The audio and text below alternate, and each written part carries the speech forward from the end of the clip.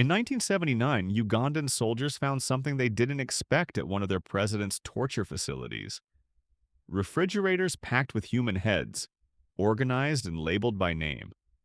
The man responsible had once been a heavyweight boxing champion, a celebrated soldier in the British colonial army, and for 8 years, the self-declared conqueror of the British Empire.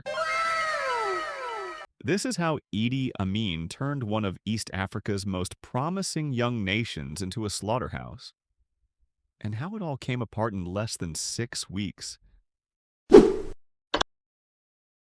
Uganda sits in East Africa, landlocked, wedged between Kenya, Tanzania, Rwanda, the Democratic Republic of Congo, and South Sudan. When it gained independence from Britain in 1962, it was considered one of the continent's brightest prospects. Fertile land, a growing economy, and a relatively well-trained army left behind by the British. Its first leader, Milton Obote, came to power promising stability. Instead, over the next decade, he dismantled the country's traditional kingdoms, concentrated power in his own hands, and leaned increasingly on one man to keep him there: the commander of the Ugandan army, Idi Amin. By 1970, the relationship between Obote and Amin had collapsed. Obote suspected Amin of mismanaging army funds and began moving to sideline him. So, on January 25, 1971, while Obote was out of the country at a Commonwealth summit, Amin made his move. Tanks rolled into Kampala. The airport was seized. State radio went silent, then came back on air with a new voice announcing that the army had taken over to restore order. Many Ugandans actually welcomed it. Obote's rule had grown authoritarian and economically chaotic, and Amin at first played the part of a reluctant reformer. He released political prisoners. He promised elections within 5 years.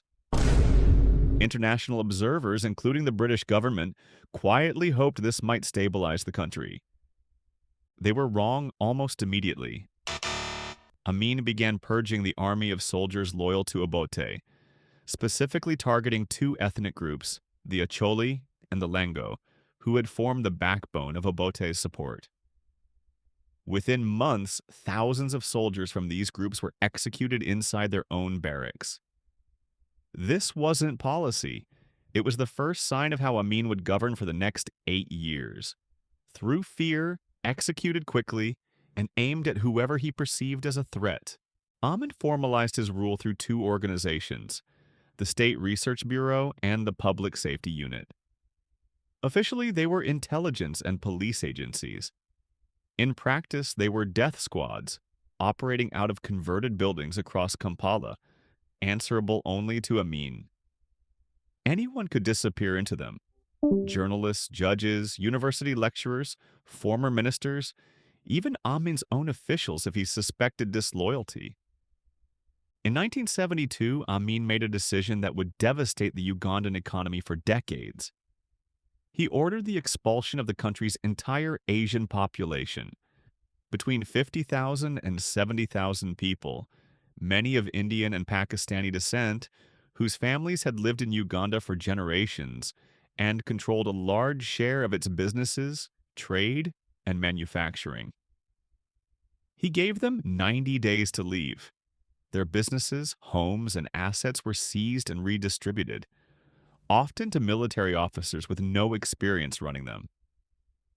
Almost overnight, Uganda's commercial economy collapsed. By the mid-1970s, the killing had become systemic rather than targeted. Human rights organizations estimate that somewhere between 100,000 and 500,000 Ugandans were killed during Amin's 8 years in power, with 300,000 the figure most commonly cited by historians. Bodies were dumped into the Nile River in such numbers that they reportedly clogged the intake ducts of a hydroelectric dam downstream. Amin, meanwhile, cultivated an increasingly theatrical public image, declaring himself president for life, awarding himself a chest full of military honors he never earned in combat, and giving rambling, erratic public statements that international media treated as dark comedy, even as the killing inside the country continued. Amin's downfall didn't come from inside Uganda, it came from a war he started and badly miscalculated. In October 1978, facing a mutiny within his own army, Amin ordered an invasion of the Kagera region of neighboring Tanzania, hoping a foreign war would distract from problems at home. He announced he was annexing the territory outright. Tanzania's president, Julius Nyerere, responded with overwhelming force. The Tanzanian army, reinforced by Ugandan exiles who had been waiting years for this opportunity, pushed back across the border and kept going, straight toward Kampala. Amin's army, despite its brutal reputation for terrorizing civilians, collapsed almost immediately against an organized military force. On April 11, 1979, Tanzanian troops and Ugandan rebels entered Kampala. Amin fled the capital by helicopter hours before the city fell. He never returned. After brief stays in Libya and Iraq, Amin settled permanently in Saudi Arabia, given asylum on the condition that he stay out of politics. He lived there in comfort for 24 years, funded, according to multiple reports, by the Saudi royal family, never tried, never extradited, never made to answer for what happened in Uganda. He died of kidney failure in a Jeddah hospital in August 2003, at around 78 years old. Today, Uganda has had only two leaders since Amin's fall, a brief return by Obote, followed by Yoweri Museveni, who has ruled since 1986 and remains in power today. The country has stabilized economically and become one of East Africa's more resilient states.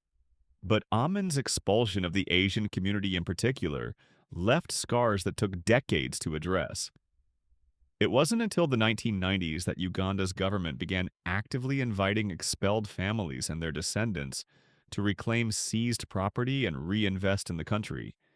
Idi Amin is often remembered as a clownish, almost cartoonish figure in Western media, but that portrayal obscures just how methodically brutal his regime actually was. He's far from the only leader in this region to consolidate total power and never face consequences for it.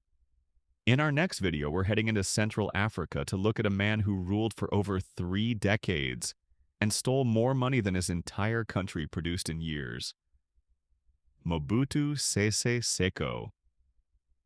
If you want to understand how power like this gets built and why it so rarely gets punished, subscribe because we're going through every one of these stories.